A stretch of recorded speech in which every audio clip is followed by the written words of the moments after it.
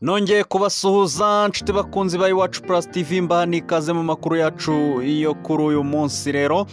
Hanyuma amateka ari yanditse muri football ati habaye iki rero uyu munsi rero ku nshuro ya mbere u Rwanda rwari rwakiriye imikino y'amatsinda ya CAF Confederation Cup. Ikipe ya Al Ahly yo muri Sudani rero yatsindaga ikipe y'Abarabu ya AMC Alger ibitego bigera kuri 2-1.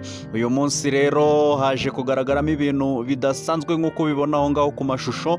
Haje kugaragaramo igipfunsi kidasanzwe. Bibutsa ko rero iyi stade Amahoro yavuguruwe kuva mu mwaka w'ibihumbi 2022 ifungurwa ku mugaragaro mu mwaka w'ibihumbi 2024, hanyuma ihita yemererwa kwakira imikino yo ku rwego mpuzamahanga. u Rwanda rero rugenda rwakira imikino igiye itandukanye. uyu munsi rero rwari rwakoze amateka nanone yo kwakira imikino ya CAF Confederation Cup.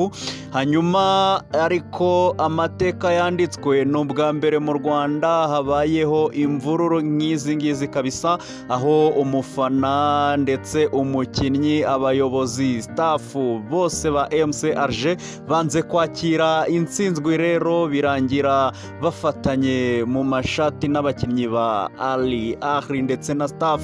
Hanyuma abakinnyi ba Al Ahly rero nk'uko mubibona mu mafoto baje gukizwa n'amaguru. Hanyuma aba bouncer bari barinze kuri stade Amahoro rero nibo baje kugera mu kibuga bwa mbere birananirana, hitabazwa inzego z'umutekano. Rero shout kuri polisi y'u Rwanda muri rusange ndetse n'umutekano w'igihugu. Ese murabibona gute? Ikipe yakire gutsindwa cyangwa ikomeze ibane uyu mujinya? Ese yibwe cyangwa n'ibindi bakoresheje?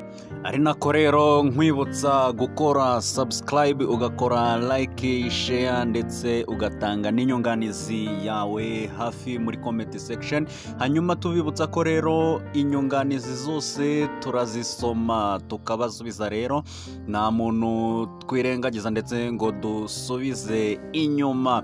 Hanyuma Iwacu Plus TV rero yahagereye kubagezaho amakuru yose agiye atandukanye avugwa hirya no hino ku isi ndetse no muri ruhago muri rusange. Nge mwabanaga nanjye yari Nesby Gentil, mukomeze kugubwa neza.